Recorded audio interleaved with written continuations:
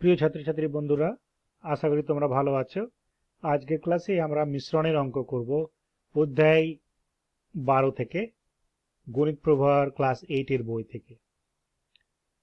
এই অঙ্কতে দুইয়ের দাগের অঙ্ক আমরা করছি, যেটা হচ্ছে এক ধরনের পিতলে তামা ও দস্তার পরিমাণের অনুপাত 5:2। অঙ্ক যখন তোমরা পড়বে তখন এই সমস্ত যেগুলো ওয়ার্ড প্রবলেম আছে, যেগুলো লিখিত অঙ্ক, সেগুলো খুব সবচেয়ে প্রধান, তোমাদের প্রথম যে কাজটা হবে সেটা ভালো করে বাংলাটা বোঝা, বাংলার মানেটা বোঝো, তবেই তুমি অঙ্কের প্রবলেমটা সলভ করতে পারবে। ঠিক আছে? আর লাইন, পূর্ণচ্ছেদ, কমা, সেমিকলন এগুলো ভালো করে বোঝার চেষ্টা করো। কি বলছে এখানে? এক ধরনের পিতলে তামা ও দস্তার পরিমাণের অনুপাত 5:2। মানেটা কি? মানে পিতল একটা হচ্ছে মিশ্রণ, যেটা বলে তামা দস্তা দিয়ে তৈরি। সেই পিতলের তালাবাড়ি যেমন হয় না আমাদের, সেইগুলো, সেই তামা, সেই পিতল যেটা যখন বানাই, পিতলের কোয়ালিটি বা যে পিতলের যে কেমন দেখতে হবে, চাকচিক্য কেমন হবে, তা নির্ভর করে কতটা তুমি তামা দিয়েছো, কতটা তুমি দস্তা দিয়েছো। দুটো ধাতু, তামা ও দস্তা। তা যদি তুমি কেউ কম তামা দেয় বা বেশি দস্তা দেয়, বা বেশি দস্তা দেয় কম তামা দেয়, তাহলে তার দেখতে পিতলটা অন্যরকম হবে, কিন্তু পিতল হবে। মিশ্রণটা বলে মানে পিতল।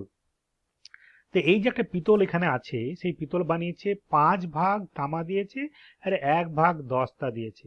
ঠিক আছে?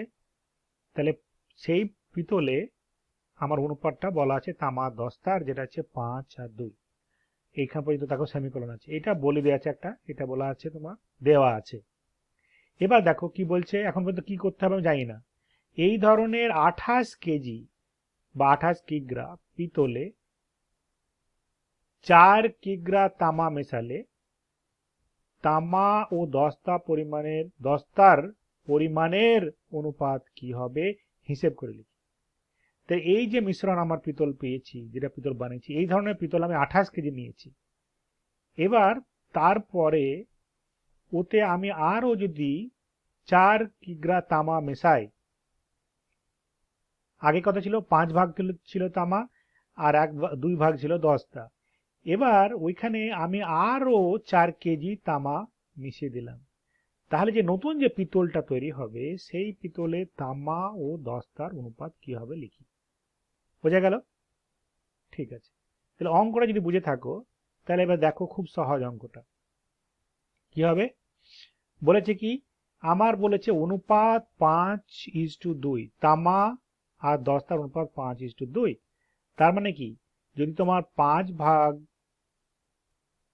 তামা থাকে, ধরো তোমার কোনো মিশ্রণ, যেটা পিতল যদি হয়, এটাকে যদি আমার যদি 5 ভাগ তামা করতে হয়, আমি এটাকে 7 ভাগ করে নিই, কেন বলছি পরে। 7 ভাগ করে নিচ্ছি, তাহলে এদিকে 4 ভাগ করব। আচ্ছা, এদিকে 4 ভাগ করব, এটা 4 ভাগ করলাম। আচ্ছা, আর আমার করতে হবে কত? 7 ভাগ, সব মিলে 1 2 3 4 আর 5 6 7, ধরো ভাগগুলো সমান। ঠিক আছে? এটা ধরো 1, এটা হচ্ছে 2, এটা হচ্ছে 3, এটা হচ্ছে 4, এটা হচ্ছে 5, এটা হচ্ছে 5 ভাগ। কি আছে আমার? আমার 5 ভাগ আছে তামা। এটাকে আমি 5 ভাগ তামা, এগুলো আমি তামা করে দিচ্ছি, নীল কালিতে তামা বোঝাচ্ছি। ঠিক আছে? এগুলো তামা, 5 ভাগ তামা। আর 2 ভাগ দস্তা, আমি এটা সবুজ কালিতে করে দিচ্ছি, এটা তোমার দস্তা। বোঝা গেল? তাহলে 6 7। তাহলে ভগ্নাংশ করতে গেলে, অনুপাত থেকে ভগ্নাংশ করতে গেলে কি করে করা যাবে? এটা ভাবতে হবে যে আমার 5 ভাগ তামা আছে আর 2 ভাগ দস্তা, তাহলে সব মিলে কত ভাগ? 7 ভাগ। তাহলে তুমি যে এই গোড়া ছবিটার দিকে তাকাও, তাহলে কি আছে আমার? এই 7 ভাগের মধ্যে আমার আছে 5 ভাগ তামা আর মাত্র 2 ভাগ আছে দস্তা। এটা বোঝার চেষ্টা করো। তাহলে ভগ্নাংশে কি হবে? 5/7 কি হবে? তামা। আর দস্তা কত হবে? 2/7 অংশ। তাহলে এবার যদি 28 কেজি সব মিশ্রণ, দেখো এখানে প্রথমে 28 কেজি ছিল, তাহলে 28 কেজি থাকে, তাহলে তামার কত হবে? 5/7 × 28, সেটা হচ্ছে 7 4 7 28, এটা কেটে যায় 4 7 28, 4 5 20। বোঝা গেল?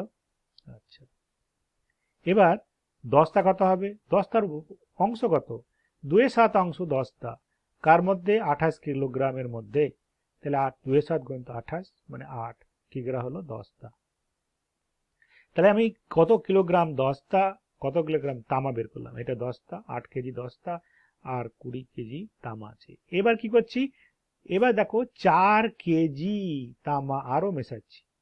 তাহলে এখানে 20 কেজি ছিল, আরো 4 কেজি যোগ করে দাও। তাহলে তামা এখন কত হলো? 24। দশটা কি বেড়েছে? না, দশটা বাড়েনি, কমেনি। তাহলে দশটা কত ছিল আগে? 8 ছিল। তাহলে অনুপাত কত হবে? তামা ও দশটা নতুন মিশ্রণের অনুপাত হবে, এটা 24, 4 বেড়ে, আর আগে ছিল দশটা 8, তাহলে 24:8, 3:2, 3:1। কেন? এটা তুমি 3 8 24 আর 8 1 8। আর যেন মনে রাখবে, অনুপাত যদি থাকে, ধরো 3:1, মানে 3 ভাগ মধ্যে 1 ভাগ, কোন জিনিস 3 ভাগ আছে, এটা 1 ভাগ আছে, তুমি এটা 2 দিয়ে গুণ করো 6, এটা হচ্ছে 2। তার মানে কি, যদি 6 ভাগ এই জিনিসটা থাকে, তাহলে 2 ভাগ এই জিনিসটা থাকবে। এখানে তুমি 8 গুণ করো, 24:8। তাহলে অনুপাতের সঙ্গে তুমি যদি কোনো রাশি গুণ বা ভাগ করো, অনুপাতের কোনো পরিবর্তন হয় না। এটা একই জিনিস। 24:8 মানে যেটা, সেটা 6 মানে 2, সেটা 3 মানে 1। আমার ছিল 24:8 ছিল এখানে, আমি 8 দিয়ে ভাগ করে সিম্পলিফাই করলাম বা সরলীকরণ করলাম, যেটা 3:1 হলো। আশা করি বুঝতে পারলে। পরের ক্লাসে আবার দেখা হবে। সুস্থ থেকো।